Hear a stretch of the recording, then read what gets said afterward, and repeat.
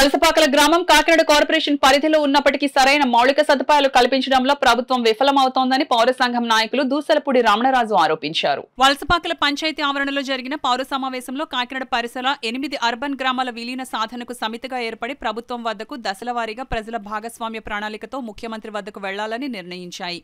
గ్రామాల విలీనానికి rural MLA పంతం వెంకటేశ్వరరావు నానాజీ సార్వత్రిక ఎన్నికల ముందు చేపట్టిన గ్రామాల విలీన సాధనకు సంపూర్ణ మద్దతు పలికారని, ఈ మేరకు పంతం తోడ్పాటుతో ప్రభుత్వ నేతలను కలుస్తామని ముఖ్య అతిథిగా పాల్గొన్న పౌర సంఘం కన్వీనర్ సామాజికవేత్త దూసలపూడి రమణరాజు పేర్కొన్నారు.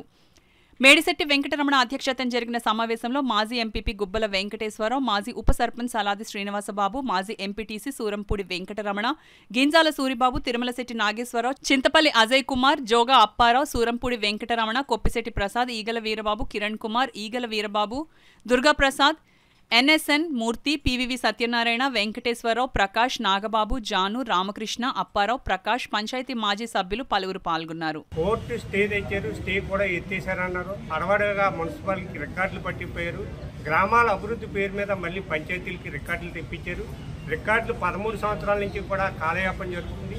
ఎక్కడ తీసిన కొంగలు అక్కడే ఉన్నట్టు గ్రామ పంచాయతీల్లో అభివృద్ధి నోచుకోలేదు. ఈ మధ్యకాలంలో ఒక 5-6 నెలల పాటు 5-6 నెలల నుంచి వలసపాకలకి వాకలపూడికి కూడా ప్రత్యేకంగా నిధులు వచ్చినాయి గవర్నమెంట్ నుంచి. అంటే ఒక్కొక్క పంచాయతీకి 4 కోట్ల పైబడి నిధులు వచ్చినాయి.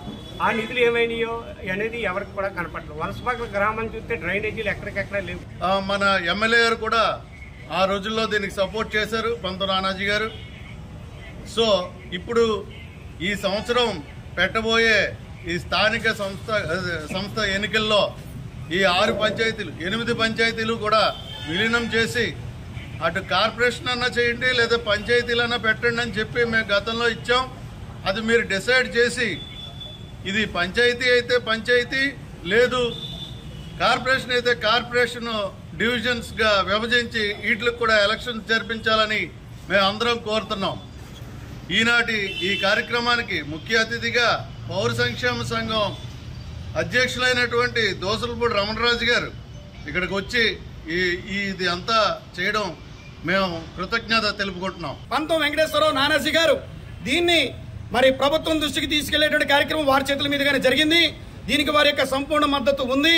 మరి ఈ విషయాలన్నిటి మీద కూడా రాష్ట్ర గ్రామీణాభివృద్ధి శాఖ మంత్రి కొణిదెల పవన్ కళ్యాణ్ గారి దృష్టికి, మున్సిపల్ శాఖ మంత్రి నారాయణ గారి దృష్టికి, ముఖ్యమంత్రి నారా చంద్రబాబు నాయుడు గారి దృష్టికి తీసుకెళ్లడానికి ఈ యొక్క గ్రామాల ద్వారాగా ఈ అర్బన్ గ్రామాల సాధన సమితిని ఏర్పాటు చేసుకుని తద్వారా ప్రతి గ్రామం నుంచి కూడా ప్రముఖులతో ప్రజలతో పోస్ట్ కార్డు ఉద్యమాన్ని, అదేవిధంగా గ్రామాల వారీగా స్థానిక సమస్యలపై ప్రభుత్వానికి, ముఖ్యమంత్రికి, హైకోర్టుకి నివేదించడం, అదేవిధంగా సైకిల్ యాత్ర ద్వారా ముఖ్యమంత్రిని కలుసుకోవడం, తద్వారా హైకోర్టులో స్టే ఎత్తివేతకి పిటిషన్ దాఖలు చేసే కార్యాచరణని 100 రోజుల కార్యాచరణగా పౌర సంక్షేమ సంఘం చేపట్టడం జరిగింది.